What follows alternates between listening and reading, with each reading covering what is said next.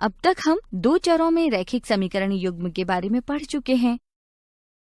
इस वीडियो में हम रैखिक समीकरण युग्म को हल करने की ग्राफीय विधि तथा समीकरण युग्म द्वारा निरूपित रेखाओं के व्यवहार का अध्ययन करेंगे। क्या आप बता सकते हैं कि दो चरों में रैखिक समीकरण का ज्यामितीय निरूपण कैसा होता है? बिल्कुल सही, यह एक सरल रेखा होता है। इस रैखिक समीकरण का प्रत्येक हल समीकरण को निरूपित करने वाली रेखा पर स्थित एक बिंदु होता है। तो हम कह सकते हैं कि दो चरों में रैखिक समीकरण युग्म ज्यामितीय रूप में दो सरल रेखाओं के युग्म को निरूपित करेगा। आपको याद होगा, पिछली वीडियो में राहुल अपने जन्मदिन पर खरीदे गए गुब्बारों और आइसक्रीम की संख्या ज्ञात करने के लिए किस प्रकार स्थितियों के अनुसार दो चरों में एक रैखिक समीकरण युग्म बनाता है। अब वह इस समीकरण युग्म को हल कर गुब्बारों व आइसक्रीम की संख्या ज्ञात करना चाहता है। आइए राहुल की मदद करते हैं। ऐसा करने के लिए यदि दोनों समीकरणों में x के कुछ मानों के संगत y के मानों को लेकर ग्राफ पेपर पर अंकित ग्राफ बनाएं,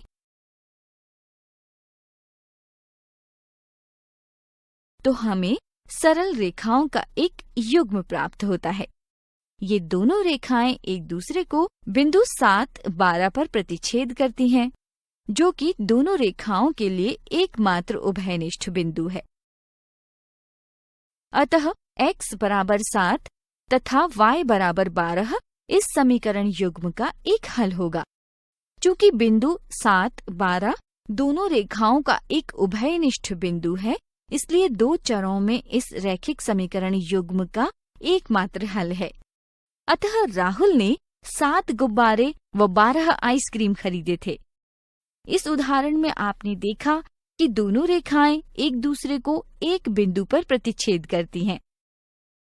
क्या आप एक तल में दोनों रेखाओं के लिए और किसी स्थिति के बारे में सोच सकते हैं?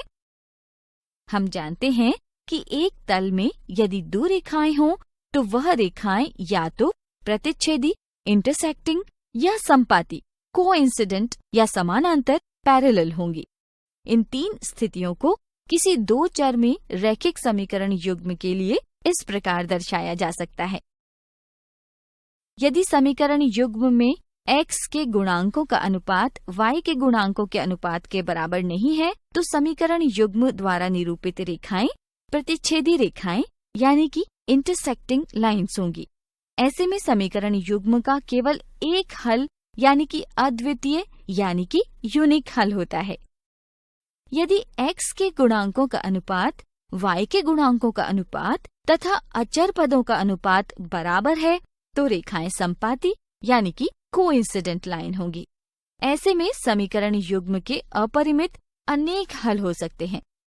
और यदि x के गुणांकों का अनुपात तथा y के गुणांकों का अनुपात अचर पदों का अनुपात के बराबर नहीं है, तो रेखाएं समानांतर रेखाएं यानी कि पैरेलल लाइंस होती हैं। ऐसे में समीकरण युग्म का कोई हल नहीं होता। अतः हम कह सकते हैं वह रैखिक समीकरण युग्म जिनका हल होता है संगत यानी कंसिस्टेंट समीकरण युग्म कहलाता है, तथा वह रैखिक समीकरण युग्म जिसका कोई हल नहीं होता असंगत यानी इनकंसिस्टेंट समीकरण युग्म कहलाता है।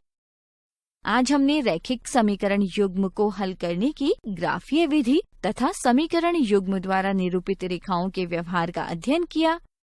अगली वीडियो में हम इन पर आधारित कुछ दिलचस्प उदाहरण देखेंगे।